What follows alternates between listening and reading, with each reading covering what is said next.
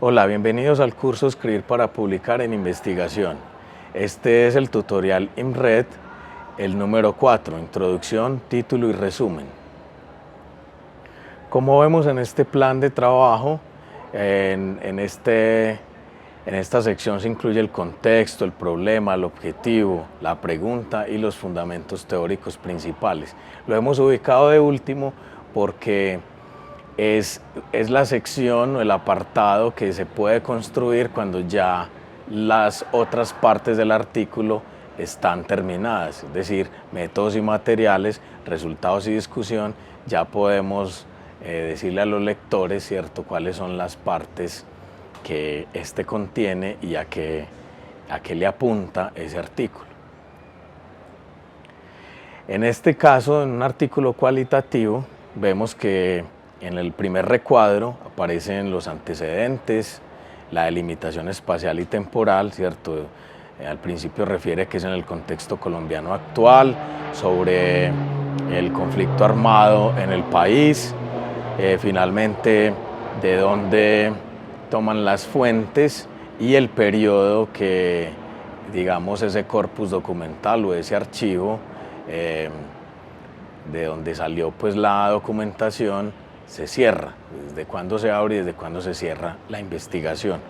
En el segundo recuadro en verde aparecen entonces los presupuestos teóricos, es decir, las definiciones de los principales conceptos, corrientes, teorías que van a cruzarse, ¿cierto?, con la evidencia empírica o con los resultados de la investigación. Luego, es indispensable que en la introducción se formule el objetivo y se formule la pregunta. Como aparece allí, está en el recuadro naranja las preguntas de la investigación y cierra con el objetivo de la misma. Esta sección suele ser una síntesis del proyecto para los artículos originales o resultados de investigación. Ahora veamos un artículo cuantitativo, que es también desde el caso de las ingenierías. Vemos en el primer recuadro en azul igualmente unos antecedentes del problema, también la delimitación espacial y temporal, es decir, desde cuándo surgen estas tecnologías o estos desarrollos, estas aplicaciones, y hasta la actualidad, ¿cierto?, los usos actuales que esta tecnología tiene, y luego unos presupuestos teóricos, que es como dar cuenta de algunos datos, de otras estadísticas o resultados que afiancen, ¿cierto?, esos antecedentes y todos los presupuestos teóricos. También vemos que incluye un diagrama, un proceso que muestra, ¿cierto?, hacia dónde apunta, ¿cierto?, desde la aplicación hasta la verificación de los resultados, que es algo característico de la metodología, pero que en este artículo lo incluyeron también en la introducción. El artículo avanza con los presupuestos teóricos, es decir, qué fundamentos hay, o sea, cómo esto es generalmente aceptado en una comunidad de saber especializada o aplicada como esta, ¿cierto?, que es de la ingeniería de software, y seguido de la formulación del problema y el objetivo, de forma similar a como se hace en el artículo cualitativo. Entonces hay una coincidencia en que en las introducciones, independiente de si es cualitativo o cuantitativo, haya esos elementos mínimos que son los fundamentos teóricos, los antecedentes, la pregunta y el objetivo de investigación.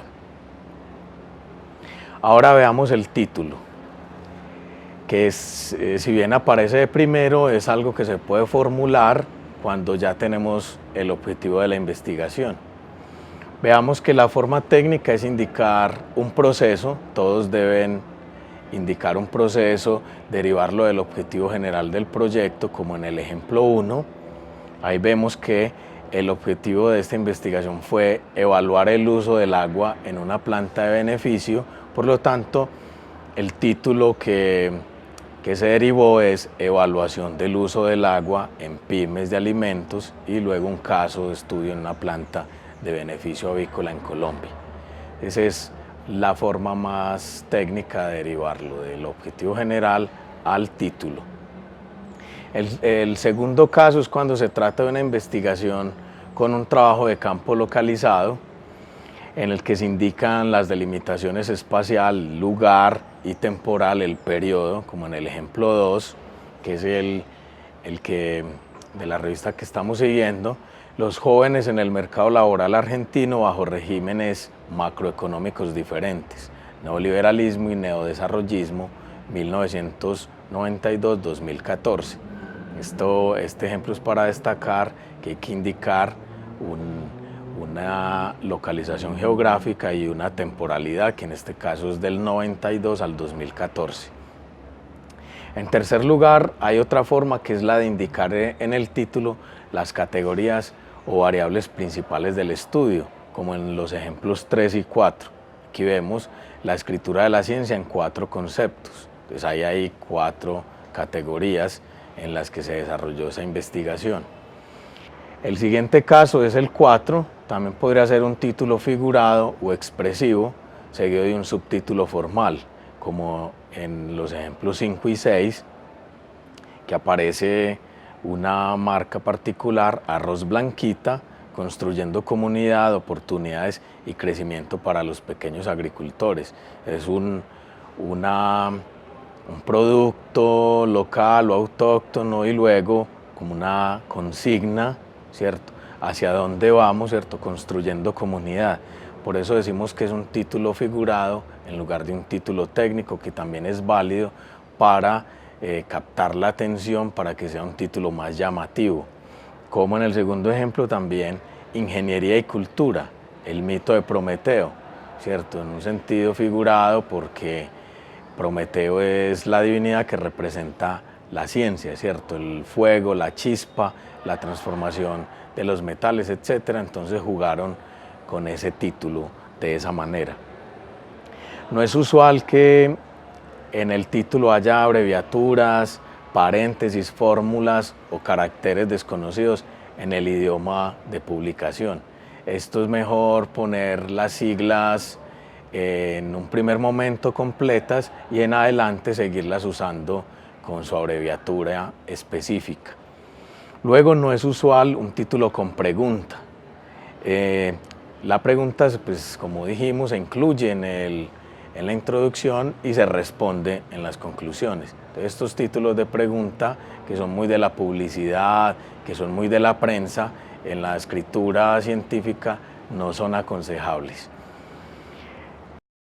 7, si se incluye a pie de página el título del proyecto, entidades financiadoras, código del proyecto, que es indispensable para validar que sí es un proyecto que fue avalado y evaluado por una institución o por una agencia, las fechas de inicio y las fechas de finalización. Los artículos suelen tener entre 12 y 16 palabras, porque esto, si es mayor a esa cantidad, excede la cantidad de renglones que usualmente en diseño se incluyen como título en un artículo. Entonces esa es la extensión estándar que suele aparecer en las revistas. Ahora veamos el resumen. Hemos visto que esta sección es introducción, título y resumen. Lo más recomendable es construir un resumen analítico, es decir, que contenga estos 4 criterios: objetivo, método, resultados y conclusiones. Algunas revistas exigen que sea estrictamente así, que se escriban cada uno de esos elementos. Como vemos en el otro ejemplo, es opcional que sea de esa forma, pero igual se declara objetivo, metodología y conclusiones. El párrafo, que es el resumen, es de 250 palabras, generalmente aceptado así en revistas de ciencias sociales y humanas, de administración y otras. En cambio, en ingenierías y ciencias exactas y naturales es más corto porque la extensión máxima de estos artículos es de 10, entonces el resumen es de 150 palabras. Se escribe en singular palabras clave, no palabras claves.